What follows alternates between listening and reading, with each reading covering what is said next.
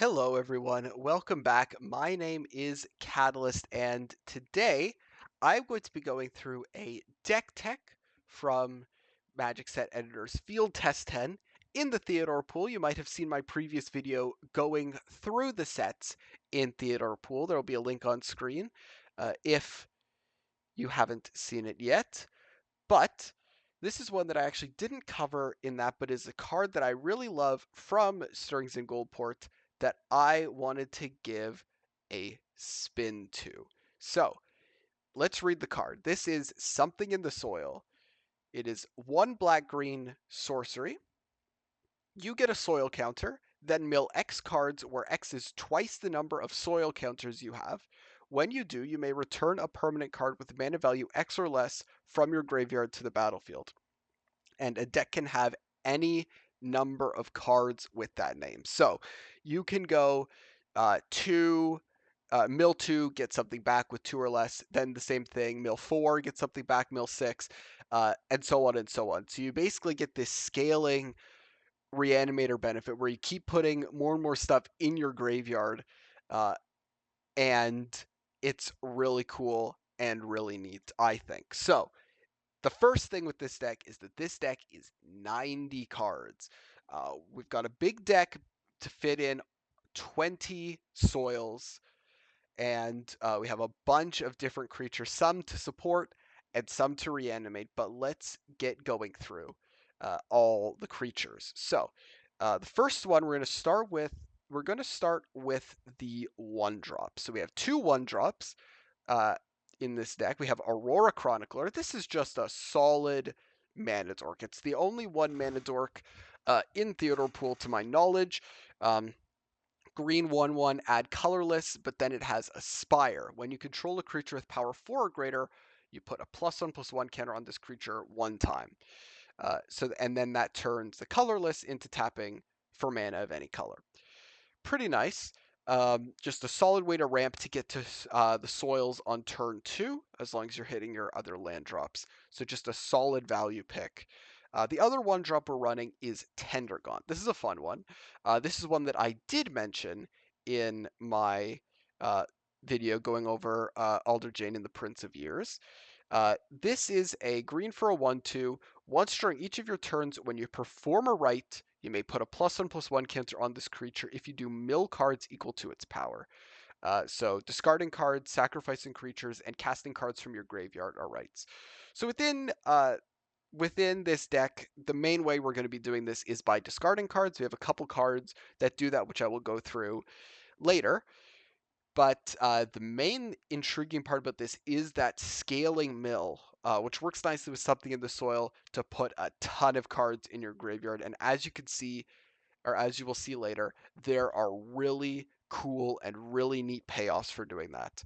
Um, Next up, we have Gibbous, and that, I guess, actually, this is one of the such payoffs where we have a 2/1 flyer. When it enters, each player discards a card, so we get that right trigger.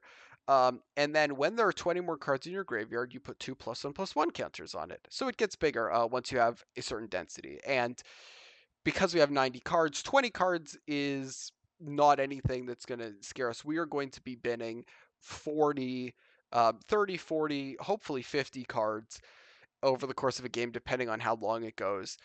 So this is absolutely no problem at all. This is just another solid pick. Does right stuff. If you draw something you're trying to reanimate, you can get it into the graveyard quite nicely. This is a nice card. Next up at 3, we actually don't have any creatures at 3 because that's where our soils are on the curve. But we'll do an honorary mention of a creature. So this is Kill Your Darlings. Um, this is 2 black for a sorcery. Destroy target creature or planeswalker, you lose 2 life. Now, this is not itself a creature, but it has Disturb for black and exile 20 other cards from your graveyard. So if you have this in your graveyard and you've gotten to that 20 card number, you can flip this into Conscience, which is a 10/10 flying ward, pay 10 life. That's crazy, especially for only one actual mana. to get that out of your graveyard. It is performing a right since you're disturbing it, you're casting it from your graveyard. Great payoff to all these mill effects, to getting that soil count pretty high, to getting those Tender Gaunts into play. This card is so cool and something I really hope to connect with. Um, Meanwhile, going back to creatures at the 4-drop slot, we have a couple. So one is Ulamog's Aspirant. This is the only example of colorless, which is enabled by Chronicler and then Reality Cusp and Promising Vista from the mana base. But mostly we're going to want this as a 4-drop to get back with soil. We're going to want things at 2, 4, 6, 8, and so on. This is just when this creature enters, exile up to one other target non-land permanent until this creature leaves the battlefield. So pretty reasonable banish effect. But it also has this buyout here. For 5, destroy this creature. Its controller draws 3 cards, and any player may activate this ability. So if you play this early and all of a sudden the thing you've banished is um, not that powerful anymore, or you have other tools to deal with it, you can redeem this. If you're the opponent and you want something back, you can get it back, but you'll go down in cards quite significantly. Uh, so pretty cool card.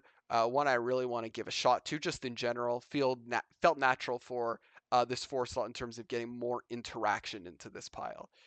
Next up, we actually have a 5-drop, and this card is insane and super intriguing. Judge of Blind Ambition. 5 mana 5/5. Whenever it enters or attacks, mill 3 cards, then return up to 1 creature card from your graveyard to your hand. That's not really the most interesting thing compared to the second ability. It's got Exhaust 12. Return up to 2 target creature cards from your graveyard to the battlefield, and it costs 1 less for each non-creature card in your graveyard. Now, we are milling a ton of cards. We are playing non-creature spells primarily because we're playing this soil. We're going to mill a bunch of other copies of soil. It is super easy to get this, and it's pretty feasible to drop this on turn 5 or so, and just immediately be able to reanimate 2 big things. There is a ton of value wrapped up in this card, and it's super duper cool. We have a 6-drop that is this guy, brought back. 6 mana 4/4 flying. When it enters or attacks, return target creature card with mana value less than its power, so 3 or less, from your graveyard to the battlefield. Whenever a creature you control enters, if it entered from graveyard or was cast from a graveyard, it deals damage equal to its power to any target. So, I mean, this just works as removal. It just works to destroy your opponent. If you hit like a Judge of Blind Ambition and you get back this and another thing, you're hitting for a ton of damage just out of nowhere. Um, this does a lot, especially once you start chaining the Reanimator effects together. Uh, you can just pretty easily destroy your opponent's life total. Very, very cool. And some nice uh, reanimation redundancy there. We then have, oh, I forgot to mention this card. Going back to 4, we have Snappy Trap. Just a 4 mana Goyf, I guess. Power and toughness each equal to the number of cards in your graveyard. So pretty, um, just kind of there as a big body. There weren't a ton of super intriguing things on 4, at least for a pile like this. So I decided to try out Snappy Trap. And the one funny interaction is what it does with this. It deals damage equal to its power when you bring it back for like 15 or whatever, and just destroys your opponent that way. Pretty funny. Um, Next up, we've done 6, so let's then look up to 8. Uh, this is just a big old guy, giant fishman. Trample, haste, lure, challenge. So 2 of these are not evergreen keywords. Lure is this creature must be blocked if able. This is an understood concept. I think it's informally called lure, but this card actually, or this set does actually keyword it in this way. And then challenge is this creature can't be blocked by more than 1 creature. So you play this, you basically forces your opponent to obliterate one of their creatures, and then you still get in for damage because it's an 8/8 with trample. Pretty nice. We do have an 11-drop. This is Scourge of Aeons. I would be remiss if I didn't put something huge from Strings and Goldport in. The problem is that most Eldrazi have cast triggers. Like if I just pull up, for example, an Emrakul, because that would be like the most logical thing to put at the top of a reanimation curve, maybe. It's got a cast trigger. Otherwise, it's just a 14/14 flying trample, not even guaranteed to have hexproof unless you get the cast trigger off. That's kind of the entire point. You could do like Ulamog, I guess, a bit slow.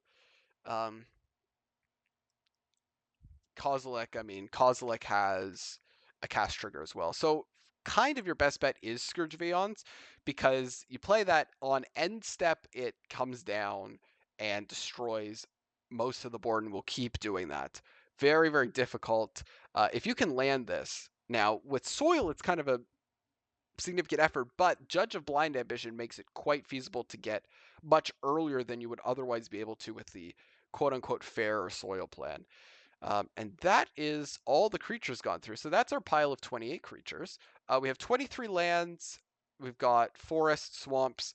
We have a bunch of duels. We have these bolt duels here from Haishan Warring Kingdoms. We have the Resonant duel from Prismavision, and we have the Scry duel. I think the Nice Lands is what they're being called from Clearing Song. We have a couple things that can get colorless. So we have Promising Vista, which is a basic land fetch. This is quite nice because with Something in the Soil, you can recur lands. So if you want to recur this on the first cast, if you don't have anything with mana value 2 or less, you could get back a Promising Vista uh, for some really nice value there. Um, it's got this land enters tapped. It can tap or it can produce mana the turn it comes down. You just have to shock yourself for it, and then later it taps for a basic. And then we also have Reality Cusp. This is just a pretty general fixing piece. You may choose a color if you do it enters tapped and you gain 1 life. So you can either just have it be a waste essentially, or you can have it be a land that produces colored mana if you're willing to wait a turn. So that's the mana base. For artifacts, we have a couple copies of Alantha's Journal. This is a card I mentioned previously as part of the way to enable rights. It also helps to get your Reanimator cards where they belong, which is in the graveyard. For 2 mana, you play this legendary artifact. 1 tap, you loot, and then put a page counter on it. And then 1 tap, remove X page counters, and you can cast something with mana value X or less. So if you want another soil copy and you haven't drawn a soil, you can get it back that way, and it's pretty solid to glue everything else together. We have a Planeswalker. We have Jack the Exterminator. Jack is a recurring Planeswalker in the custom Magic verse. This one's pretty interesting. It's got this Reap ability. You may activate Jack's loyalty abilities twice this turn rather than once if you pay this, but if a creature died this turn, you can pay 0 to activate it once. This is, I mean, we're not doing any sort of sacrificing or anything like that, but the ability for it to serve as a reanimator card with the -5, as well as to put more stuff in your graveyard, pretty nice. It's got a bunch of modes that are relevant for the reanimator strategy, just not necessarily the Reap ability itself. Um, as for sorcery, we have a couple pieces of interaction. We've already seen Kill Your Darlings, but we also have Bitter Vengeance. As an additional cost to cast this, you may discard a card. Destroy target creature if it has mana value 2 or less, but it has Oathless. Instead, destroy this creature if you have 1 or fewer cards in hand, or if you discarded a card this turn. So this can just destroy something small, or you can discard a card to destroy something big. This counts as a right, first of all. Secondly, it helps to get your Reanimator cards in the graveyard. Thirdly, you can use it and then soil something and get that thing back. If you have like, I don't know, a big thing like this, you bin that with the Bitter Vengeance cost, and then you soil it, and it comes back. Pretty nice. The final piece of the puzzle is North Salkman Vigil. This is just some nice card selection. 1 black for a sorcery. Look at the top 3 cards of your library. Put 1 into your hand and the rest into your graveyard. 1 black, exile from your graveyard. You draw a card and lose 1 life. Activate only if the Void called you this turn. And this is a mechanic.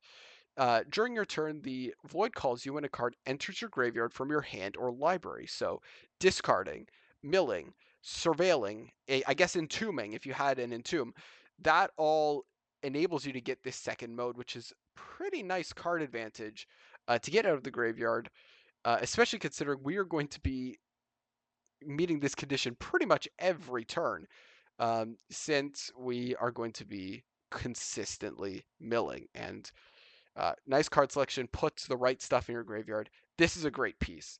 Uh, all kind of comes together into our 90 card main deck. Sideboard, we have a couple pieces. Uh, we have some interaction. We have Unnatural Torment for tokens. I added this version of the Infest effect because it has that nice surveil. Ruinate in case there's a wide presence of artifacts or enchantments. Engineered Virus as your generic permanent ability hate. I thought about doing Thought Scraper, which is a version of this similar effect that makes all triggered abilities not trigger, but I like that this also can do mana abilities, and it costs less to play in the first place, and it's harder to interact with. Then there's Emperor's Seal. This is Grave Hate. Uh, Unlikely that my opponent is going to be playing a more gravy deck than this one, but in a pinch you can exile stuff from your own graveyard to make big things, which is kind of interesting. Uh, this just seems like a nice grave piece to have, because this soil deck is definitely, I think, on the slower side of what Reanimator is, because you have to cast multiple soils. Probably not until like turn 5 or 6 you're really starting to pop off. Um, so nice to have this in case there's a faster one that exists, uh, and you need to slow down that game plan. But yeah, this is the Something in the Soil deck. Next up, you're going to see a test match where I played this, went 2-0 with the deck, and had some thoughts during the process. You get to see how it was played, how different cards went, all that sort of stuff. So uh, please enjoy. All right, so we are in game with our 90 card Soil deck. Looks like we tied with an 18 on the roll for who gets to go first.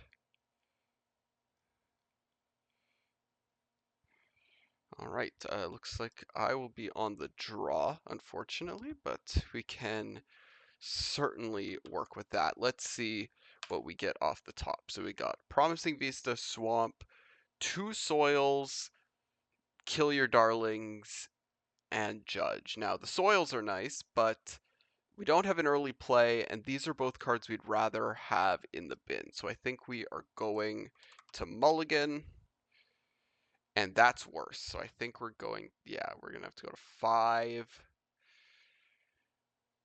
Not off to a great start with this, but 2 lands, that's good enough. We can keep that. We're going to put the Ulamog's Aspirant on the bottom, and we're going to put the Judge on the bottom and keep 5 like this. Yeah, not great starting hand. We do have a Reality Cusp turn 1. We have the Soil, we have a Snappy Trap. Um, then we have Bitter Vengeance, which could be nice, get to Oathless faster, since we're starting on 5 cards. And then we have the Forest, of course. Opponent is scrying. We're going to draw. Again, that's something we want in our graveyard. But we are going to tap this, set annotation for black, and gain a life, and then we're going to end our turn. Yeah, getting the Fishmen in hand sucks. We didn't really get great draws in terms of getting playable things early. Usually you want to hit Aurora Chronicler, or a Tendergaunt or something for 1. Even like a Lanthus Journal or a Gibbous for 2, but that's kind of par for the course when you're running a 90 card deck. There is going to be a little bit of weird stuff going on. Untap, draw. Man, this is a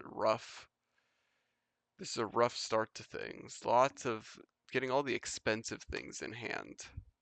That sucks, but here's what it is. It happens. But hopefully, at least next turn, we can play soil and maybe start to get something going. We can also, I mean, we always have Bitter Vengeance to potentially discard something, get the Fishman or Dragon into the bin where it wants to be anyway. We'll see what my opponent ends up doing. So we got like a big color pile. This is kind of a similar shape to Seabot from Stirrings in Goldport, which is interesting. Where the modes there are investigate. You can play an additional land, or you can what's the other one? Oh, gain life. That's what I'm missing. We're going to draw. Aha! We don't have Gibbous, but we have a play. Sure, we do have a Gibbous. We don't have a land, is what I meant to say. So we're going to play Gibbous. And I'm going to discard this Fishman. And we'll see what my opponent discards. Walking Oasis. All right. That's going to be it for me because we did not hit our critical third land. This is so tragic. But is what it is. My opponent's being, I guess, generous in not blowing me out of the board super early, but we'll see. We'll see where things go from here. We do still have our Bitter Vengeance in hand, which is quite nice. Hoping we can hit a land so we could play our first soil before we get eviscerated. Majestic Manatee. Okay. That's whenever it attacks, you may play an additional land, and it has Sunken, which is quite nice. I will take the 1. Not worth losing my 2/1 flyer over. I think I am, yeah. First main. I'm going to pay a black, discarding as an additional cost to Bitter Vengeance the Manatee. Okay. Combat attack. Attack with our 2/1. This sucks. This is this is a rough go of things because once you get to 3 lands, once you get the first soil, you do start to get the snowballing effect, which is kind of what the card was designed to do. But I have not gotten there yet, and it's quite sad. In any case, we'll see where we go from here. This is my first time seeing like all these cards because I guess yeah, I've never been in a pool with any of the sets that have previously existed in field test. Walking Oasis. All right. Search library for up to 1 lane card. Whenever it enters, if you don't control another lane with the same name, put a +1/+1 cancel target creature. So it's differently named lands, it looks like. We'll see which land gets pulled to the top.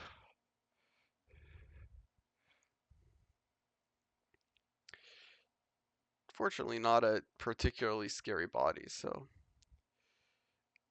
on its own, so it should be all right. Especially if I can still attack in the air. Hallowed Fountain. All right. Shocking it. And I'm assuming the counter is going to go on, yep, on Oxus. Get in for some extra damage.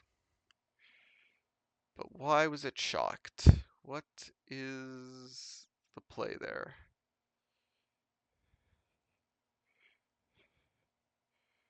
Guess we'll find out.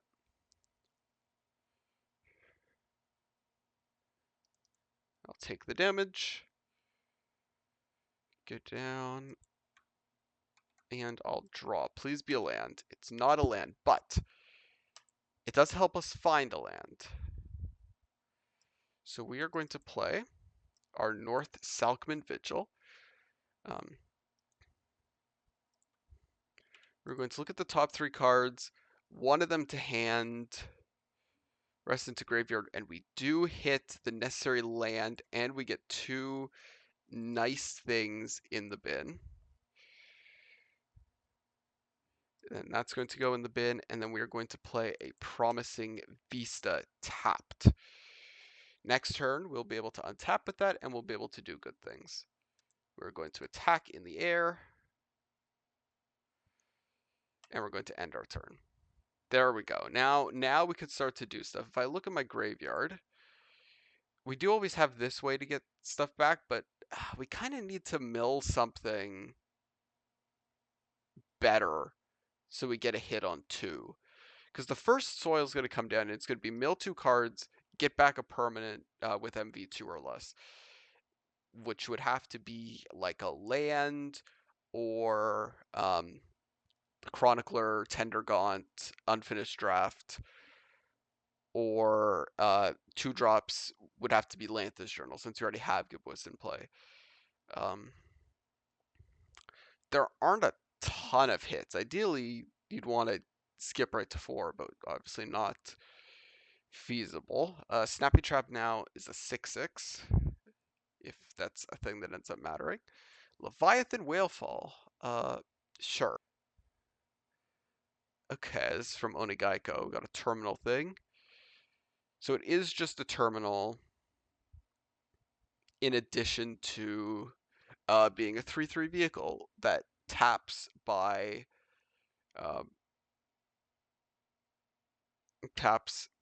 tapping terminals to crew it.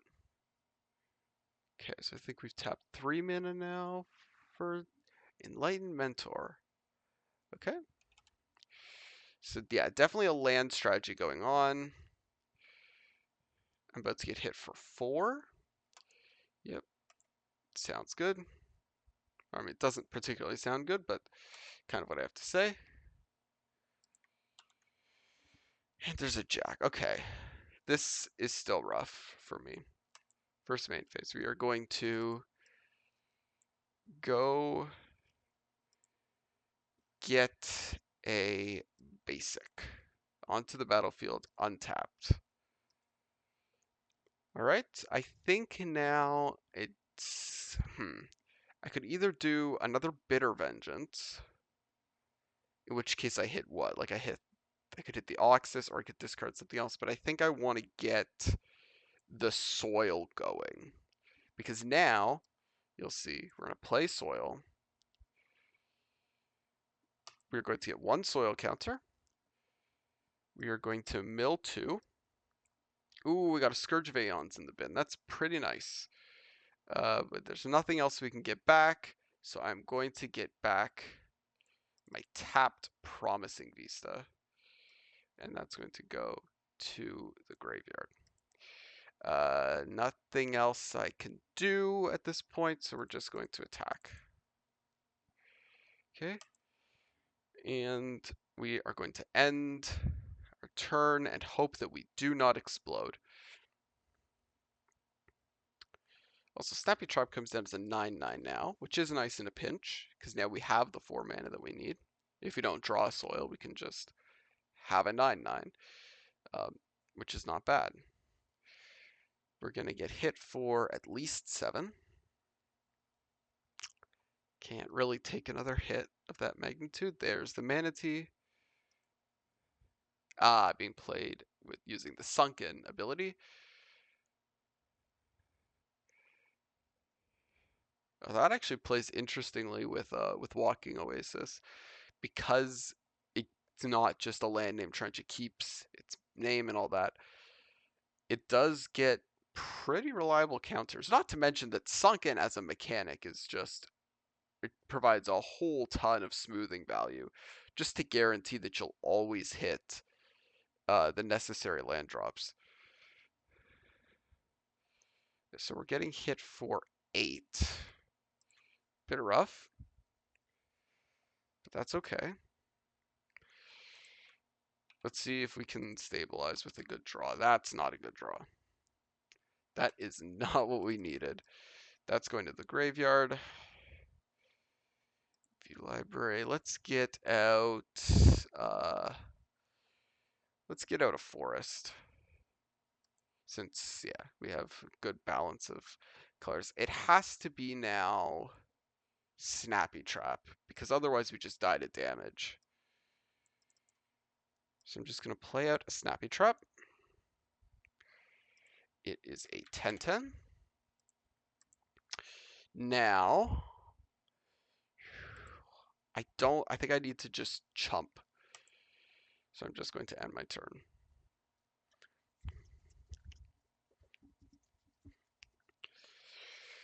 That's going to be a brick wall that no one dares attack into. That's my hope, at least. Next up we could play a Bitter Vengeance, discarding like Judge probably.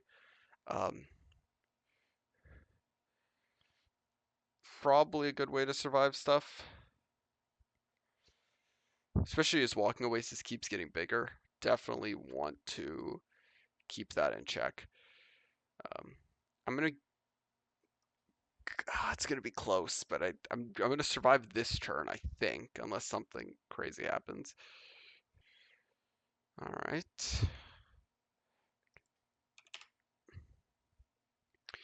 So we get another land. Importantly, any land.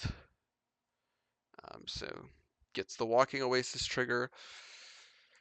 Yeah, I'm gonna have to Bitter Vengeance the Walking Oasis, I think. Next turn, probably discarding. What's in my graveyard? Is there a Jack in my graveyard? There is a Jack in my graveyard, but there's also a Judge. But the Judge, obviously not legendary, and that second ability is going to get a ton of value with all the Something in the Soils that are present. In fact, what's the cost reduction right now? 1, 2, 3, 4, 5, 6, 6, which is not bad considering that um, I just have not been hitting my soils or my lands. Definitely possible to do better. All right, I'm gonna get attacked. I'm assuming I'm getting attacked. That's a bit scary. We're going to block like this and like this. And then I'm going to take 3. That dies. And the Walking Oasis dies. So we are still probably alive because I have Bitter Vengeance in my hand. And we have a land. Unfortunately, playing that land is really scary because it's a pain land. We do have Judge of Blind Ambition now, which is kind of interesting in this spot because we can hard cast it. We can also hard cast. Let's see. If I play Judge, what are we at? We're at 6, so I would have to wait at least a turn. Is it more I think it's probably safer to play Jack. Let's do that. We're gonna play out Jack. Also, this is an 11/11 now. Card counters 4. So just to read through the abilities, so there is a Reap trigger. As a sorcerer, you can activate it, and it costs 0 if a creature died this turn to basically double up on loyalty abilities. Then +1, mill 2 cards, return a land card to hand. -2, discard a creature card, search your library for a creature card. -5 is just reanimate something. So definitely here I want to plus it. So we're going to mill 2 cards and get back a land. Yep, so then this is a 12/12. This does give me a nice piece of discard to work with, so I can get really precarious, paying a life, to, let's see, I think to play Bitter Vengeance, we're going to discard the Promising Vista. Ah, I did that a little wrong. Because of Ward 3, so it's got to be this. That was my bad. Did not need to discard there, but remembered as I was going to make the play that Enlightened Mentor has Ward 3. So unfortunate for me, but we should be alive. Unless my opponent has some way of animating the vehicle, which I don't believe is possible because I don't think there are any other terminals around. But very dicey spot because I can't really afford to keep paying life for the marsh, which means it's kind of dead, but I can at least cash it in for another card maybe with Resonant Marsh. We've only had one soil. That sucks. That's the saddest part of this, but we might be okay. We might be able to stabilize in this spot. Unless my opponent can connect with something hasty. I also have the -5 mode.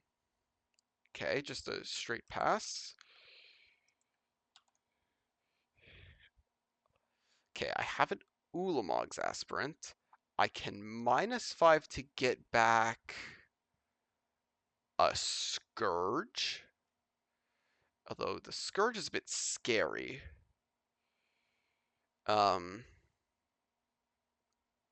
Could get back the Fishman. That's kind of fun. Yeah, we could try the fish. I do feel like whatever I get back is going to explode. I don't. Scourge of Aeons, it's kind of boring, and also I'm just wanting to try other things. So we could get you, but that doesn't get back anything sufficiently large. I think I want to get the Fishman.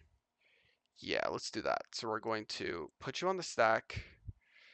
We're going to -5, Jack, get back the Giant Fishman. Then I could play Judge of Blind Ambition. I could also play Ulamog's Aspirant. But I'm assuming my opponent has something in hand, so I'm just going to attack with the Fishman. And let's see the play. Because I'm assuming there is something. Yep, there was. I get a tap treasure. Not terrible, but not great. I have Ulamog's Aspirant, which could maybe stop the. I don't think the vehicle is high priority. Or I could cash in the Resonant Marsh. I think let's do that. Sacrifice, draw a card, discard. I think discard the Tender Gaunt here, which is kind of what I just drew, and I need to grab my Everywhere token. Then I guess that's just it, and we'll just end turn. And hope that things remain the same. All that land being on tap did scare me. But now I can safely play the judge without risk of dying to my own lands, or with lower risk. 1, 2, 3, 4, 5, 6, 7, 8, 9, 10. Not quite free, but it's getting close. Actually, maybe with a mill, it could get there.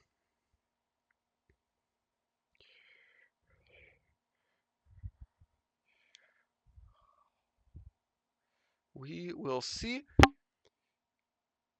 Lazing Tanuki, sure. Okay, that's actually, this is now a situation where good to have the aspirant because I am going to have to address one of these, and it's going to have to be the Tanuki, because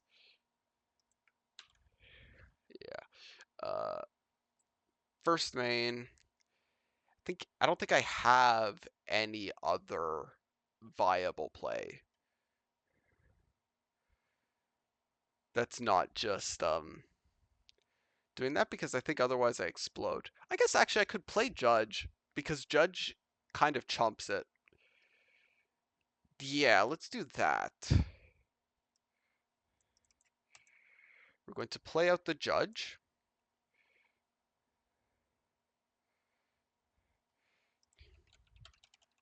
We trigger. We're going to mill 3 cards. Then we may return up to 1 creature card to my hand. Do I even want to return any of these? Honestly, I'll return a Gibbous to my hand. 1, 2, 3, 4, 5, 6, 7, 8, 9, 10, 11, 12, 13. And if we look at the card, the exhaust ability costs 1 less to activate for each non-creature card in my graveyard.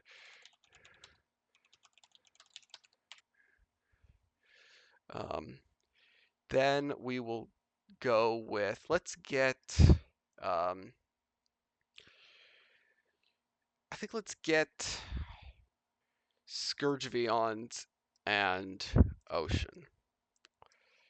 Yeah, and then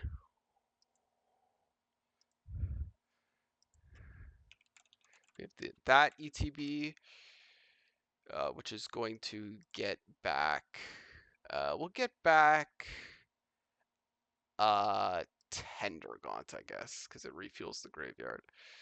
All right, and there'll be a concession there. All right, opponent on the play.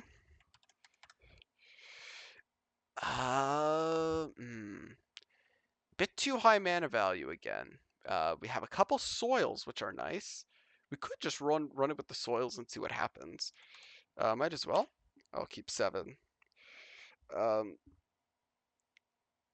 I hope that we draw something. Got some interesting pieces. Um, kind of just interested to see as we go along what sorts of hands are capable with this. Going to cycle that to draw a card. That's a pretty neat land cycle. The WTW sort of cycling lands. I guess land cycling. I don't know how you describe them, but we'll play this Incense Haunt. It does bolt you optionally, but we are not going to be doing that. We are just going to play it as a tapped land. We do have Gibbous. That's pretty nice because it means we could put like our Aspirant in the graveyard since we don't have the Reality Cusp for it. Pretty solid piece to get in for some nice chip. Then, well, the curve kind of forms from there, but I guess there's an argument for putting the other things in the bin, but those are actually potentially playable, so maybe we don't. All right, end turn, 1 mana up. We have a Resplendent Moor. This is a cool cycle from Clearing Song. Basically, you have the option to let your opponent scry at the beginning of their next turn, and if you do, it enters untapped. So I think we're just going to play the regular Swamp for now, and we're going to play out a Gibbous. Now I'm going to discard this Aspirant.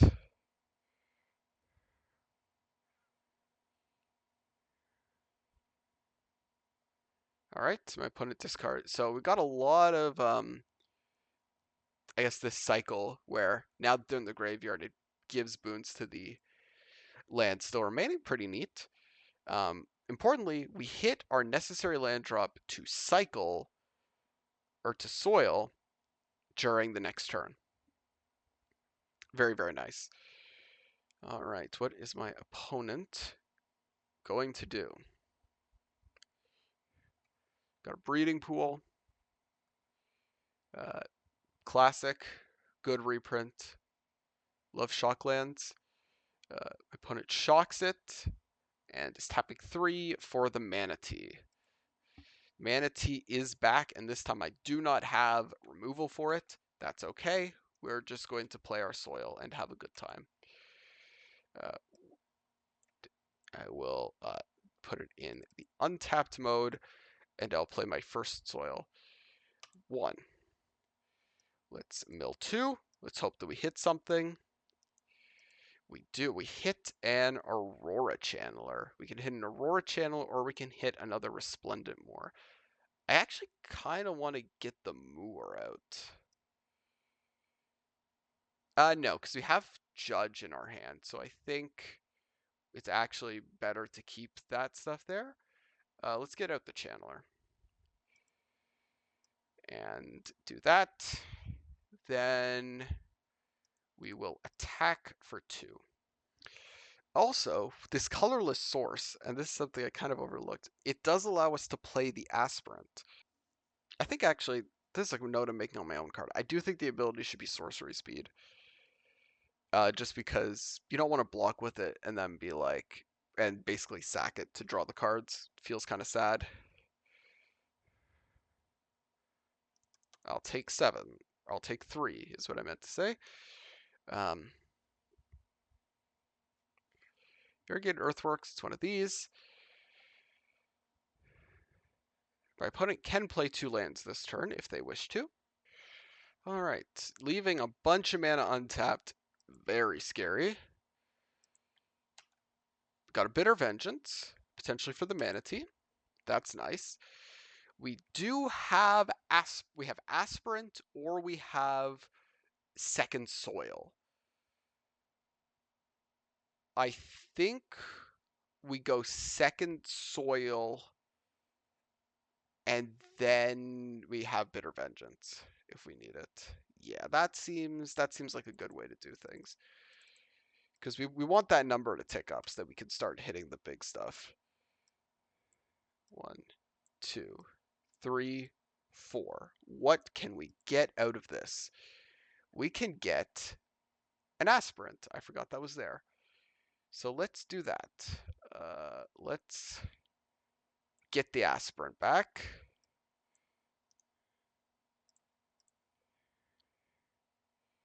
And we will take the Manatee. Wait, I need to unattach. I need to attach it the other way. This is what I meant to do. All right. And attack for 2. We don't need to Bitter Vengeance anything now, so we can just end turn. Oh, I forgot the Channeler ability, but it's too late. Too late doesn't really play into anything right now. We could just leave that be. We have additional Aspirant mana. We have Bitter Vengeance as well. If we could play another land, I wonder if it's worth it to crack it and draw the cards. Probably not at this stage. We got Horizon Sign, assuming for the 0 mode. Right. Sounds good. I did not realize this deck had basics in it. I feel like I've only seen the other stuff, but I don't think my opponent hasn't played a land yet, so get a play-ins. Pretty nice. My opponent tapping 3. What are we going to see? We are going to see the raccoon. Sorry, dog apparently, but we know what that is. We know what that art indicates. We could soil though. Soil looks kind of fun. What's even more fun is if we can Bitter Vengeance, discard, what are we at for Judge? Only that's not going to be enough. So I think we discard this and get back Tender Gaunt? Sure. Okay, we're going to discard you to Bitter Vengeance the Tanuki. All right. Then we are going to get a little crazy. We are going to go up to 6 on the soil. 1, 2, 3, 4, 5, 6. I just put all my soils in the bin, and now I'm regretting not putting the other thing in. But that's fine. We can get back the dragon. We just binned. And then I'm going to say ETB, and we are going to get a. This time, let's get a Tendergaunt. Mix it up, and we're going to ping. All right, now let's attack for 5. And there's a response. Nice. Nice. I forgot that that was an option. I will exile that, and the Manatee goes back. And I'm assuming I'm going to get blocked. Oh, no, no blocks. Okay. Second main phase, and silly of me to forget that, but I think now we kind of have the pieces in place, especially given that we can judge next turn and get back. Actually, not the best stuff, um, but we have another aspirant in hand. All right, that looks like we were able to overpower. All right, it's a GG's. Pretty good game for the deck overall. Had its moments of snowballing. Kind of off and on. We got a little hamstrung in the first game, but is what it is. We move on from that.